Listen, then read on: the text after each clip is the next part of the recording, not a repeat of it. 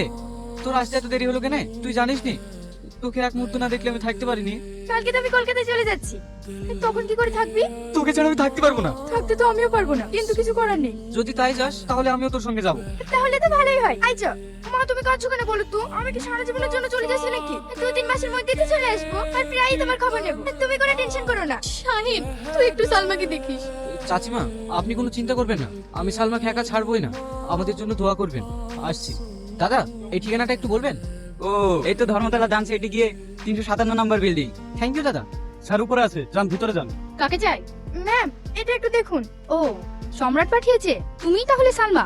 ওটাকে আমি কলকাতার কিছু চিনি না তো। ঠিক আছে, তুমি ভিতরে যাও, স্যার ভিতরে আছেন। ভিতরে ও যাবে না? ইন্টারভিউ তোমার না ওর? ঠিক আছে, জানা, আমি বাইরে দাঁড়িয়ে আছি। আসো সালমা আসো, আমি তো তোমার জন্য অপেক্ষা করছি।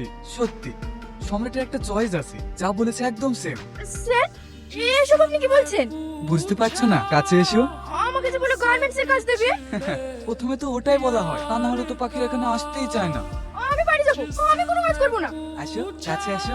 না, ক্ষমতা আসবেন না। 50,000 টাকা দিয়েছি সম্রাটকে। কিসের জন্য রে? আয় আয়, কাছে আয়।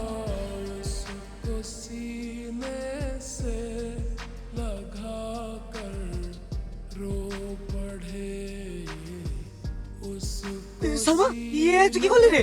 আমি খুন করে ফেলেছি। তুই এক্ষুনি বাড়ি যা। তোকে এখানে একা রেখে আমি যাবো না। তুই বুঝতে পারছিস না কেন? তুই যাবি না, হলে আমার দিব্যি। স্যারকে খুন করে ফেললেন? Hello police station. কাঁদিস নি মা, আমাদের হাত তো আইনে বাধা। নিয়ে চলো।